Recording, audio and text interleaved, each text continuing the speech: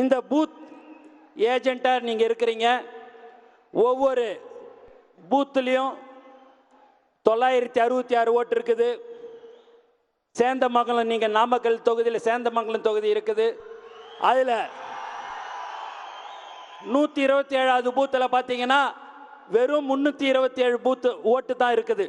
So அந்த 327 ஓட்டையும் நம்ம அதை கண்டிப்பாக அந்த 327 ஓட்டில் 300 ஓட்டாவது நம்ம வாங்கணும். ஏன்னா அதெல்லாம் ஒரு சின்ன ஓட்டு. ஏன் இதெல்லாம் எப்படி நீங்கள் வாங்கணும் என்று சொன்னால், நீங்கள் காலையில் 7 மணிலேருந்து 9 மணிக்குள்ளார 2 மணி நேரம் இருக்குதுங்க. அந்த 2 மணி நேரத்தில் ஒரு 10 தெரு 15 தெரு தான் இருக்கும்.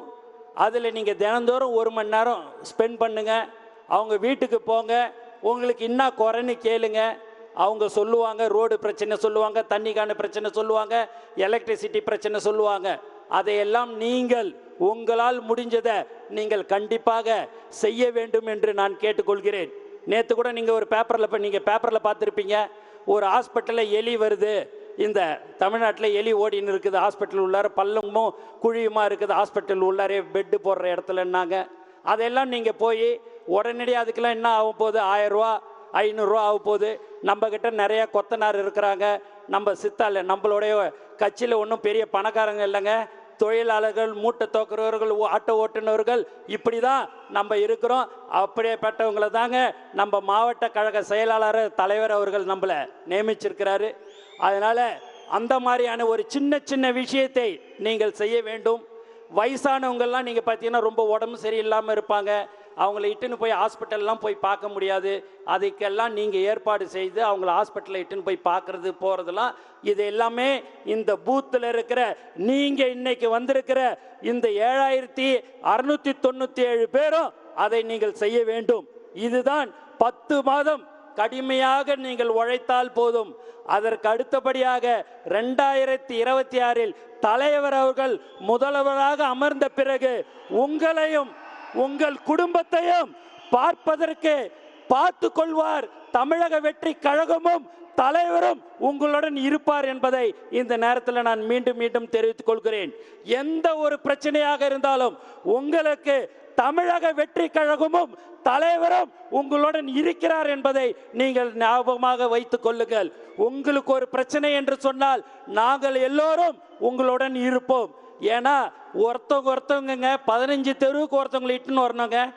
அந்த 15 தெருவில் ஒருத்தவங்களை இட்டுன்னு வரணும் அப்படின்னா 326 பூத்து இருக்குதுன்னா அந்த 326 பேரில் அந்த ஒன்றியம், நகரம், வார்டு, கிளை, மாவட்ட கழக செயலாளர் எல்லோரும் ஒற்றுமையாக இருந்து சேர்ந்து இன்னைக்கு வந்திருக்கிறது தான் தமிழக வெற்றி கழகத்தின் வெற்றி விழா என்பதை இந்த நேரத்தில் நான் சந்தோஷத்துடன் தெரிவித்துக் கொள்கிறேன்.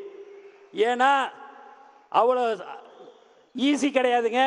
ஒரு தொகுதியிலேருந்து ஒரு மாவட்டத்திலேருந்து 5000 பேர் வாங்க, 10,000 பேர் வாங்கன்னு சொல்கிறது யாருனாலும் வந்துடுவாங்க, அது பரவாயில்ல.